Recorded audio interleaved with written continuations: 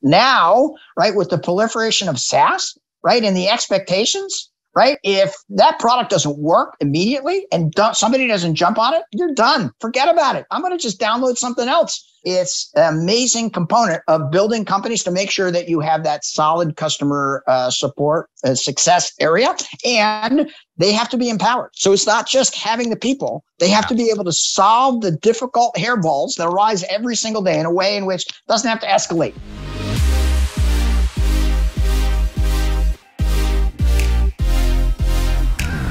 Hey everyone, I'm Chris Ronzio, founder and CEO of Trainual, and this is Organized Chaos.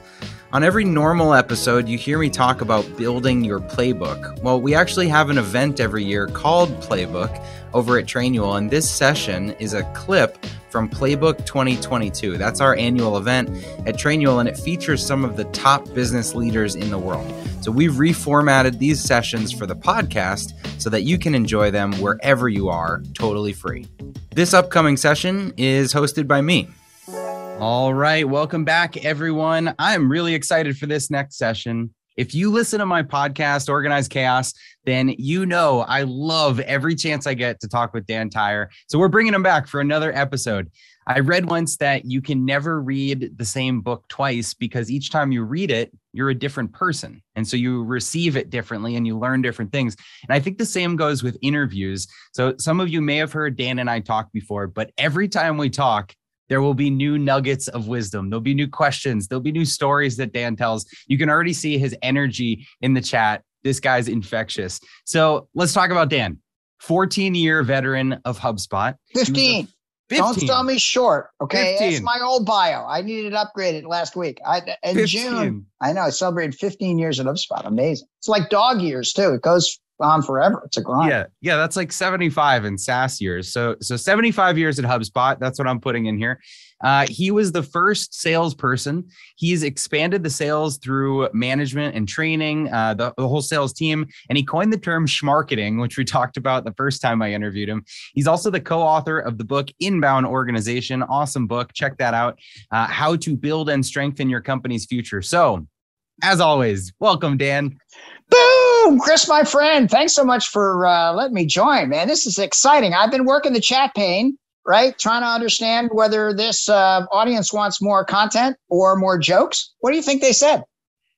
I don't know. I haven't seen it. They said both. You got an overachieving audience. Come on. They're not going to be just like sitting back in the weeds. And I hope we got somebody moderating the chat pane because it's like a mosh pit. Let's go. We want a lot of energy. We want the questions. First of all, I should say I'm a huge Chris fan, right? I have been for a while. How long have we known each other, my friend? 4 or 5 years, something like that. Yeah, I think it's 5 years. We met at a program that I was presenting at, and you're like, yes, like that's the way I'm trying to scale my company. I look around 5 years later, boom, all these customers, building a great culture, right? You're a great husband. You're a great man, right? You've got building a great company in Arizona and North America. And then we got a chance to connect because I was doing a program, HubSpot for startups in India. Remember that? And I'm like, Chris, do you do a lot of business in India? He's like, yeah, I do. I'm like, okay, give me a case study. And then I presented the Trainual scale up in India, and people were like, yeah, that's good. That's what I want to do. So a great example for our entrepreneurs, startups, scale up, solo entrepreneurs, and super excited to be here. So someone in the chat said, I think you're competing for the host spot, the moderator spot with this energy. And really, like, I don't have to do anything. I think you could just talk for the whole time. So I'm just going to turn my camera off and we'll just let... No. It's the Chris and Dan show. But like what happens when we get together, it's like people may think that this is our public persona. It's our private persona too. Right. I finish your sentences. You're like, but Dan, and then we jump in and then I tell a few jokes and it's usually fairly entertaining. So that's what we're going for today. So do you have a joke to kick things off so that we can hit both right out of the gates? Come on. Really? This is my 5th speaking engagement this week. What do you call a snarky inmate walking downstairs? What do you call it? A condescending condescending. Is that good? All right. Put in the chat pane, rate that joke. Right? You're all going to steal it. I know. There's George saying good. I got a couple of 8 out of 10, 8 out of 10, 11 out of 10. Okay. It balances out. right? I got condescending. I major in dad jokes, right? Go to dadjokes.com, right? It's not that hard, right? But in all my presentations, right? I just I think I'm up to 49 presentations so far this year, which I love doing, right? I love the podcast. Most people like the big energy. If you're an introvert, like lower your volume a little bit and turn off your screen because it's going to be a hard next 25 minutes, right? But we're going to have some fun. Becky sent me the greatest questions. Oh my goodness. Thank you very much, Becky. And thank you, Chris, because we're going to talk a little bit about growth, which both HubSpot and Trainual is all about growth, right? What you're trying to do is grow. Our HubSpot's mission statement is to help millions of small businesses grow better. And that means not just as your company, not just your bottom line. It means as individuals, as families, as leaders, as companies. And so that's why I'm here today, is to spread that word, to help people, right? And to give them some guidance and support as they're on their journey. Amazing. Okay, so let's get into it. So why don't we start where you started with HubSpot, which is sales. Sales has changed a lot in the last couple of years, in the last decade, whatever we wanted to say. When do you think are the correct sales touch points in a process? And we can talk about the inbound organization, but when should sales be involved in the selling process? Well, that's a very good question. Let me ask you this, Chris. What percentage of the sales process do you want to go through before you talk to a salesperson? I think 90%. Okay. All right. And as statistics, I've got statistics. In fact, I'm going to drop a few links into the chat pane, if that's okay. Can I do that? Yeah. Okay. Sure. Right. That says in most considered purchases, that's B2B considered purchases where there's multi-touch, where you have to figure out configurations thing. It's between 64 and 99%. Right. So you asked a good question in the preview about what is the power of sales and marketing work together? Right. And the term that we use is schmarketing. Do you know schmarketing? Yeah, I know schmarketing. Schmarketing from you. Okay. I've heard it from you. It's because I invented the term. It's like a schmear of a bagel if you're in Brooklyn. And sales and marketing smushed together more effectively describes the way to connect with a prospect. And it's a shared goal. It used to be in the old days, right? Sales had all the glory and marketing was always in the doghouse. In fact, marketing was a built-in excuse. If sales was doing good, right? It was, we're like awesome. If we were doing bad, we'd say it's because we don't get good leads. So we threw marketing under the bus. Or if they gave us a lot of leads, we're like, there's too many leads. I don't know which one to follow up. So we throw marketing right under the bus. And today it's different. You have the right answer. Right today, because of the change in behavior, right, of the way people buy, right? I asked this question when I was in Rhode Island last week. How did you buy 10 years ago? And the people in the audience are like, I asked my parents. I'm like, okay, a lot of Gen Z people here, but how did you buy 10 years ago? And when you were trying to buy something like a car or something, considered purchase, you had to go to a retail store. Like you bought a copy or you went to some place to buy a copy. How do you buy something now, Chris? You go to the website. Exactly. Right. And what do you do when you get to the website? You click on all the pages and then you get retargeted on every social platform. That's right. You read a little bit of the product, look at the reviews. There we go. Aaron say, look at the reviews, right? You understand a little bit about the user stories. You're like, okay, does this person or this company relate to me? Do they service Canada? Will they provide something? And you do all of your work up front, right? That means, right, in the old days, right, sales were the heroes. Now, a good marketer is infinitely more important because if you can't bring the eyeballs to the website, you're pooched. I don't care if you're the best salesperson in the world, in which I consider myself a top 2%er, right? But if you don't get to my website and you are considering something else, right, it's going to be very difficult for me to break in there because people are so busy. Right. And so when people get to your website, then the marketing process is to ingratiate yourself in a couple of ways. Number one, you want them to understand a little bit about your mission and culture, right? Which Trainual does very well. Number two, HubSpot does very well as well. We want to welcome you in. Number two, right? We want to make it super easy for you to understand what we do and how to get a little taste, which amazing. When I went to your website doing my research, right? You're like, you don't even have to put in a credit card. Here's all this free stuff. Why do you do that on your website, Chris? We want people to experience it. We want them to touch it and feel it and decide if it's a good fit for them. Because if everyone just signs up for a trial and gets in there, then it's going to work for, a small percentage of the people. So we kind of want them to qualify themselves. And actually something we can talk about, we just rolled out a demo on our website where you can actually interact with the product on the website before going into a trial. And so it's leaning even further in that direction, that test the product, play with the product before you're even signing up for a free trial. It's so great. That's why you've got an inbound heart, right? Even before you knew HubSpot or we met, right? You're like, no, I want to help people, right? Which is the foundation for success in 2022. You're asking all these sales questions. There's this great book by this guy, Daniel Pink. You ever heard of Daniel Pink? Yeah, love him. He wrote a book called To Sell is Human. I'm a little jealous because I wrote a book and his sold 100 times more than mine did. And he's not even a sales guy. He's like a researcher. And he cycles in and he's like, I hear about closing deals and like working the pipeline. What does all that stuff mean? And when he researched it, he's like, oh, every single human, every single day does that. Right now, I'm buying or selling to your audience. I don't know which. Put in the chat pane whether I'm buying or selling, right? It depends. If you're going to do it every single minute of every day, you better be good at it, right? And so the way to sell in 2022 is decidedly different. With the advent of inbound and your website being your like reception area, your showcase, right? Now you have to treat people like human beings, right? Which seems weird that I have to remind people about that in 2022, but just look at my Twitter feed, right? Or just look at Facebook, right? It's crazy. And then you have to help, not sell. Ooh, Camia says she sold. I like that. Boom. I know.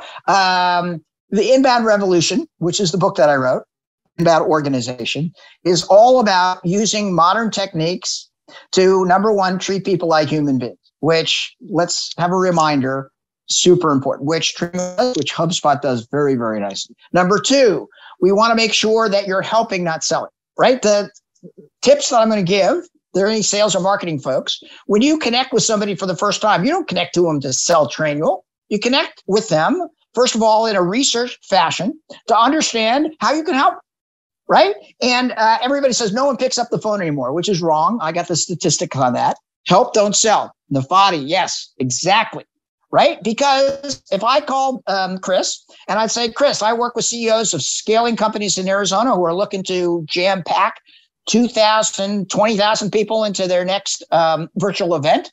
Does that sound like you, right? You'd be like, ooh, who is this guy? You couldn't control it. Your lizard brain, right? You had Seth on. Oh my goodness. Seth invented the lizard brain. Oh my goodness. And he's going to say serotonin in your brain will drip down and you're like, wow, this guy, first of all, knows who I am. Number two, has estimated what my problem is going to be. Third, asked to help, right? And those touch points make it so much easier. Right. So the ability for you to be an inbound organization has nothing to do with HubSpot. An inbound organization means that you're human. You help, not sell. That the riches are in the niches. Have you ever heard that term? Yeah, of course. Okay. If you're in Europe today, it's if you want to get, if you want to go to the beaches, you have to work the niches. That's how they pronounce it. And it's the same thing. In the old days, this was one of the questions you sent me. In the old days, you could be a generalist, right? You could work with everybody. Today, what most people want, they want a specialist. If you got a stomach ache, you don't want a general practitioner. You want a gastroenterologist, right? Because time to value, time to fix it, time to evaluate.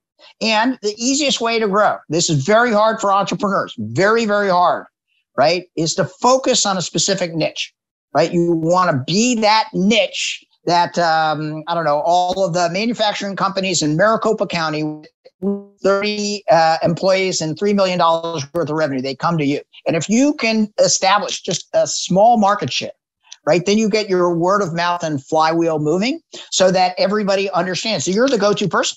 Right now, just go to Chris. He's the person who creates this particular process, understands our vocabulary, seasonality, and you're going to get better value. And once you do that, right, it's easier to move from a lower market share to a higher market share, and then you just take another niche, right? And that's the way you scale in 2022. Then you have to make sure that you're managing the customer experience.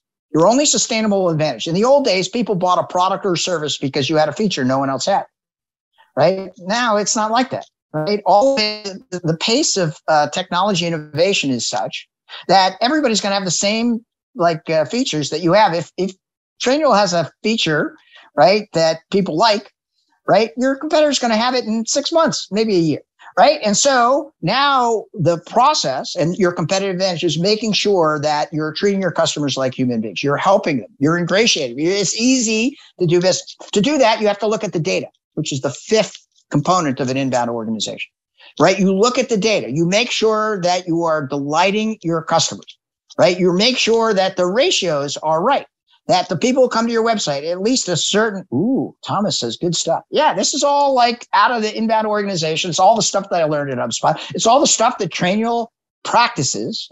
And the great thing is that it's essential for solo entrepreneurs, for scale-ups, even for $100 million companies to practice. Because if you don't, you're going to get squished, right? It's a very competitive marketplace. Do you know the average number of competitors a U.S. company has? No. Guess. 1,000. Okay. It's a little less, right? In 2014, the average company had 6 competitors. Okay. Right. I guess I'm thinking online. Okay. That makes sense. No, but you're right. You're headed toward in 2022. It's 100. There's 100 competitors, right? There's easy. I'm sure you do your competitor intelligence and everybody wants to be Trainual, right? But they can't because you got there first and you provided value and you used that big orange heart of yours to go in and offer them this stuff. And then you delighted your customers. Son of a gun. The reason why you're scaling like a rocket ship is when somebody comes in, they're like, yeah, this is good stuff. It's easy to use. I like this stuff. They're not going to change, right? There's another product feature. You're going to find out pretty soon. You're just going to add it to your program. And that is a recipe for success. You have leaned into the customer experience, which is great. Now, the final thing, which is also you've done so well, sounds like I'm your PR firm. And we didn't even discuss this, but you're a great example. When I was doing my research last night, Becky sent me the questions. So I'm like, these guys just practice the process is to create a community. And you're running this program for 2 days, which costs a fair amount of money. Why are you doing it? Why are you helping out all these people with world-class speakers and programs? To be helpful, to help them grow their businesses because then our product works better. Right. Zach Esty says Becky is a stud. I like that. It's a star if it's female, but good stuff. I know. Look at that. Hearts. That's right. And so you're ingratiating yourself. First of all, it's good for humanity, right? Doing good stuff is just nice. Second of all, you're providing a great value of world-class speakers. The lineup is awesome to explain how they can apply it to their particular business. It'll all be recorded. You'll make it available to everybody. That is unique, right? And that is a great, it's a great way to build this community of like-minded folks, right? Your chat pane is hilarious right now. You've attracted people that have the same kind of values because they like to hang out with the Trainual kind of culture. And that bodes very well for your continued scale. That was a little bit of a long-winded answer, but how much time do I have? Do I have 3 more hours? No, yeah, I think we got 20 minutes or so to go. We'll somebody have to give me the heads up when we're running out of time, okay. But because I'll just keep talking to you forever. But okay, so many things that you just covered. First, customer experience. Shout out to all of our customer success teams, customer support, everyone that's talking to customers. You're seeing this love in the chat, and so if you've talked to someone on our team, you probably know that, like Dan said, features are not differentiators. People are, and I think that the people that we've built are just incredible. So shout out to all of you because I know you're watching wherever you're logging in from. Okay, hold on a second. That is not easy, right? Number one, you had to pick the right people. Number two, you had to focus them on this is a mission, right? I've met some Trainual employees, right? It's not that they're working like just selling insurance, right? You have made sure that you surrounded yourself with people who really understand customer delight, and you've given them the flexibility so that they can deliver. Right? That's on you, Mr. CEO and founder, right? You and John are working hard to create that. That's not easy, right? That means you have to take seriously your culture, right? On behalf of HubSpot, just Google HubSpot culture code, right? Very early in the HubSpot experience, we realized that culture was absolutely essential. And we worked hard. Dharmesh Shah, the co-founder of HubSpot, who's an amazing guy. He's the Dalai Lama of HubSpot. He just gave me a big hug last week at our inbound conference, right? He says, if you want to make $1 million, help 1 million people and ask for $1. I'm like, oh my goodness, that's so great. And he wrote the manifesto called the HubSpot Culture Code. And what it says is there are certain kind of ways that we recruit and apply so that our frontline employees can delight our customers. And it's hard to implement at a multi-billion-dollar level, but like we've done it because we've attracted those kind of people who are mission-driven and really want to help, right? And you've done the same thing. Those customer service thing, one of the things, if you're a smaller company, right? The customer service is now the third employee that you hire. In the old days, it was the two co-founders, and then you hired your first salespeople. Now, it's got to be a customer service person, because in the old days, when this is kind of speaking a little out of school, but in the early days of HubSpot, we charged $250 for the product, right? And it didn't work that well, right? It was okay, right? But it just wasn't world-class software. And people, we said it was in beta for like 18 months, and it was awesome. People cut us a huge break, and we're like, we're still in beta. We could never do that now. Now, right, with the proliferation of SaaS, right, and the expectations, right? If that product doesn't work immediately and somebody doesn't jump on it, you're done. Forget about it. I'm going to just download something else, right? And it's an amazing component of building companies to make sure that you have that solid customer support success area, and they have to be empowered. So it's not just having the people. They have to be able to solve the difficult hairballs that arise every single day in a way in which it doesn't have to escalate. Right. One of the great things about HubSpot is we look at all of the bottlenecks, all of the critical points. And if like we're doing something over and over again, we'll just eliminate. We're like, okay, you don't need to get that approval anymore. Just do it. Right. Pushing those decisions down to the appropriate level. Yeah. Culture fills all the gaps that standard operating procedures don't document. Like if you don't have a process, a procedure for everything, you fall back on the culture to say directionally, how do we behave as a company? Do we take care of people? And I think that's why I always recommend people start with the profile, start with the overview, the company, the culture, because that is the basis for how you behave in every scenario. And then you get more granular with your standard operating procedures for the repeatable, consistent scenarios that you go through. But culture is the foundation. No question. HubSpot is very proud that we have one policy. There's one policy. Can you guess the one policy that HubSpot has? If you do this, I'll buy you a breakfast sandwich because it'll be amazing. I bet it's something like be kind to others. Oh, that's so good. You get half a breakfast sandwich. You don't get any bacon, but I'll give you a veg. It's use good judgment. Okay. Vontavia says be human. That's a good one. And you're all around the same kind of thing, but it's use good judgment. Right? We want to make sure that our employees feel that, first of all, we've hired them with that culture in mind and good for you. Number two, that they understand what the company mission and vision is, and then that they're empowered to make that change. And it's hard when you have 7,000 employees, but HubSpot has done a great job in doing it. Well, that's amazing that you stuck to that at this scale. So I want to go back to something you said around this comment, be human. You said that if the website is kind of the reception and websites are not being human, not treating people like human, where are the pitfalls? Where are people's websites not human that they should actually be changing, how they're treating customers? Goodness. If I come to your website and it's hard for me to find something, if it loads slowly, or you got a big graphic on something and I can't get it on my phone immediately, you got about, 3 seconds. And then I'm out of there. I'm like going to the next person on Google, right? Number two, I want to know that you know who I am, right? And so if you can serve up information where it says, hey, you're an entrepreneur and angel investor, I'm welcome, right? And I want you to show me specific information. And I want you to give me information where I feel welcome, right? If it's generic, if it's like we work with everybody, if it's like not tailored to me, then I'm a little disgruntled, either consciously or unconsciously. But as soon as you say, no, we help Arizona entrepreneurs, right, who are angel investors who want to help scale other businesses. Now I'm like, ooh, these guys understand it. I want to make sure that it's easy for me to get free stuff. Put in the chat pane if you guys like free stuff. Yes, free stuff, no free stuff. Oh, Becky. Yes, I know. Come on, quick. Everybody who's listening. Yes. Look at all that stuff. The free chat stuff is my jam. I know.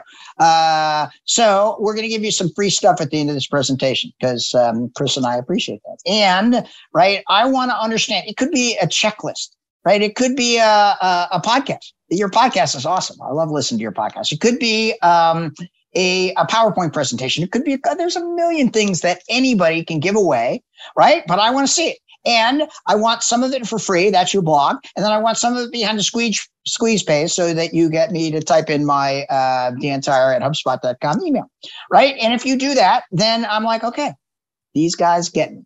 And then I want to make sure that you're sending me personalized, customized emails to get me back. You're like, you like that Dan Tyre, Chris Ronzio podcast? We got a better one, which is hard to believe, but maybe. And I want you to lead me back to stuff that interests me. Like that was one of the great questions as well. How do you tap into somebody's customer experience? You got to know if this is the first time I've been to the website. You got to know if it's the 15th time I've been to the website, because then your email could be like, Dan, you spend more time on my website than I do, right? This is the 14th time you're back in 2022. Perhaps we should talk. Do you want to schedule a meeting with somebody who can accelerate your process for customer success or building training manuals? And I'll be like, yeah, they nailed it. So the customer experience is there's education process. Sometimes people will move to the decision process or consideration process, and then the decision process. And there's different content for each one. That's why it's so hard to be a marketer today. Because in the old days, you had one brochure. It was frigging like hard coded.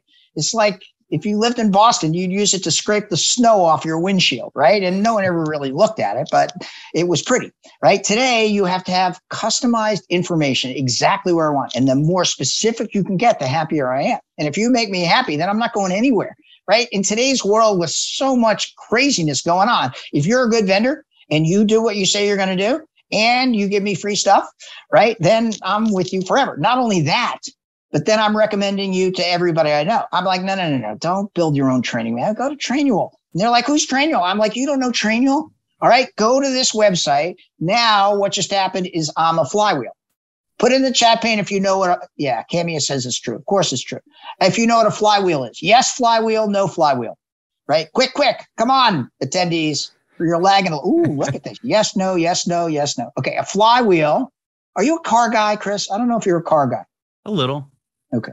I don't like old cars. I don't know. You don't own a car? I don't own a car. What do you do? You Uber everywhere or Lyft? I have to ask my wife if I can borrow the car. I'm like, Amy, can I borrow the car? I had a scooter. When I first moved to Arizona, I had a Vespa. I didn't have a car, but I had a little scooter, and it's 110, 115 degrees here. So I broiled in that thing just driving around in the summer. But I bet you it was good gas mileage though, right? Oh yeah. You go 150 miles a gallon or something. Yeah, Yvonne says she's in Brooklyn, no car. Good for you, Yvonne.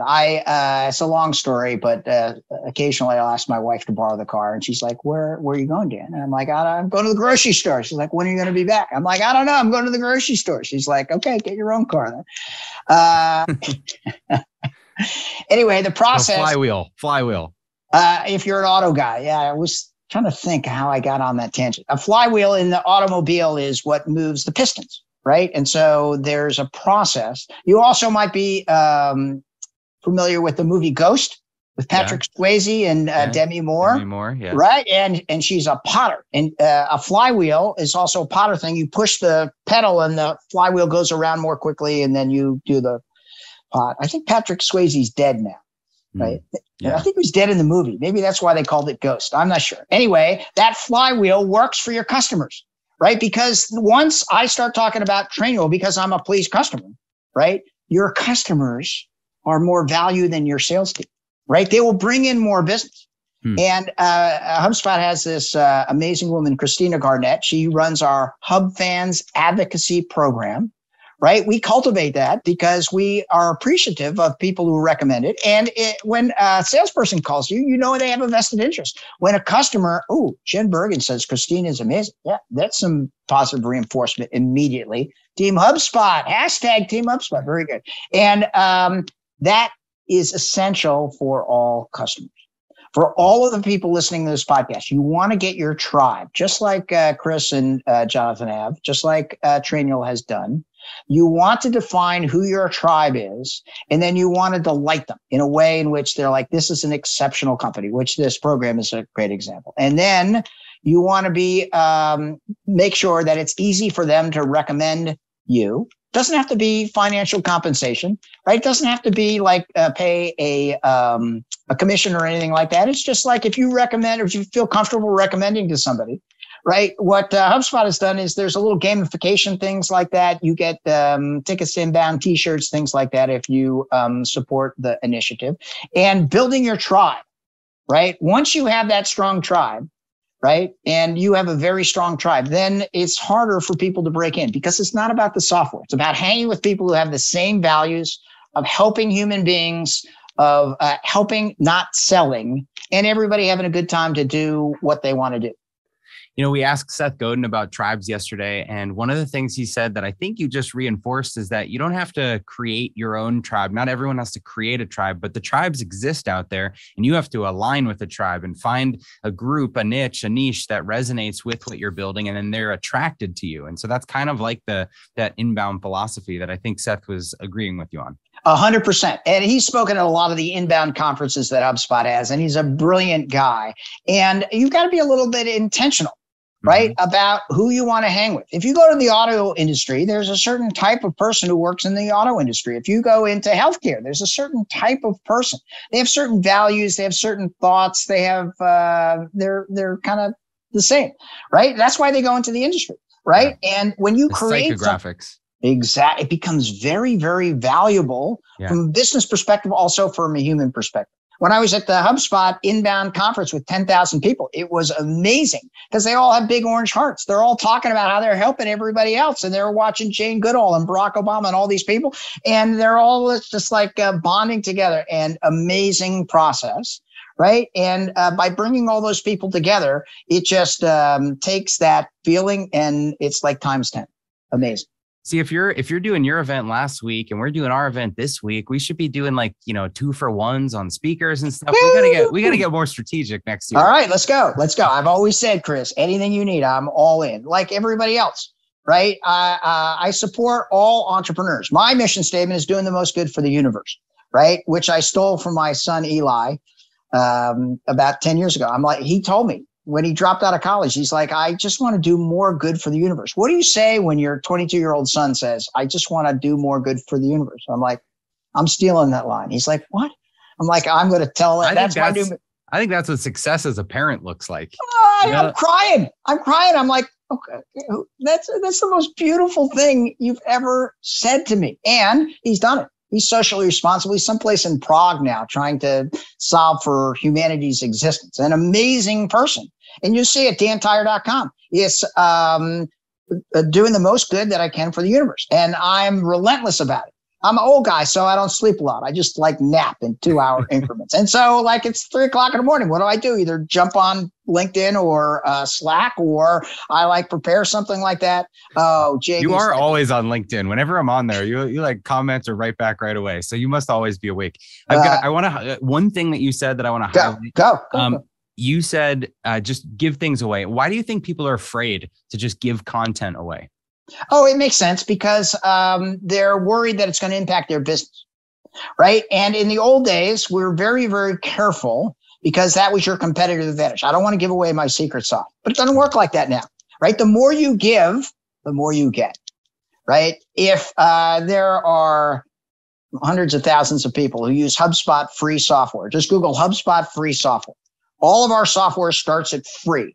Right. And the reason we do that is, number one, people like, number two, people need it. HubSpot has a solid balance sheet. And like, if you're just starting out, we don't want to take money from you. That's what the old companies do. That was the company started in the 80s and 90s. Let's milk every single dollar we can get from startup companies. And that's the way we roll. We're the exact opposite. Like, we want to help people.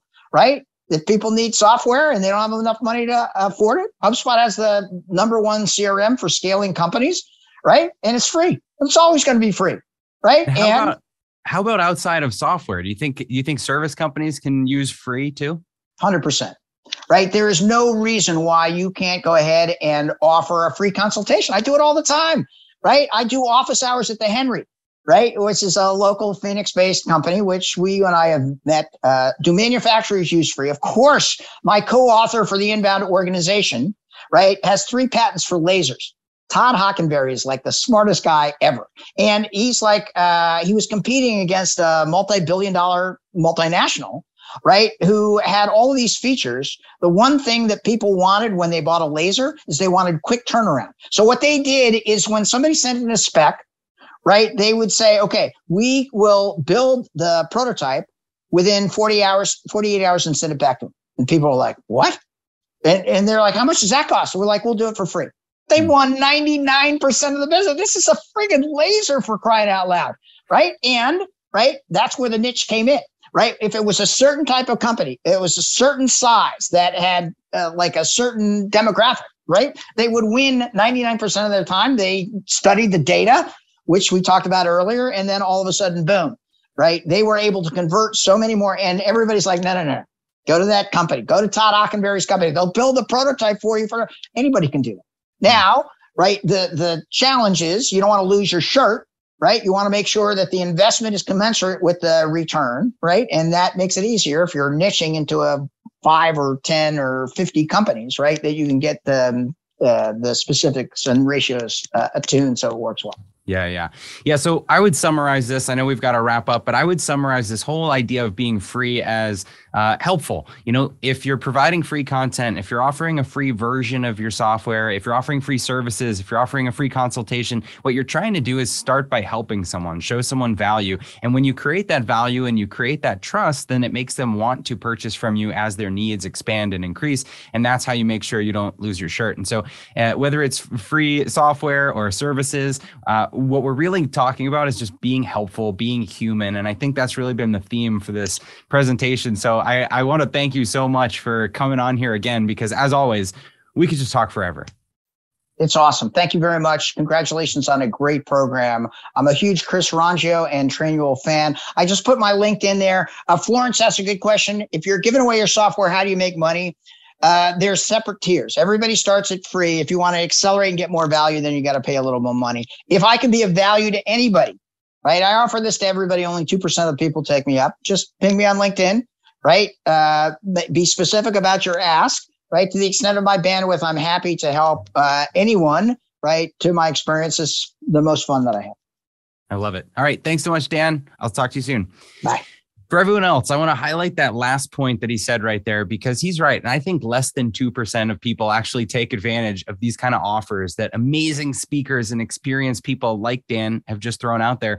If you want answers, if you've got questions, ping people directly on LinkedIn, on Twitter, on YouTube, on Instagram, wherever it is that they hang out. Go there, send them a message. I have people that send voice messages through Instagram or LinkedIn, and I love answering those. I'll answer them as I'm walking down the street, but it's a few and far between. For all the people that are here listening, only a couple will take action. So will you be one of the ones that takes people up on that offer? Please do. Go follow Dan and our other speakers, and I promise it'll pay off.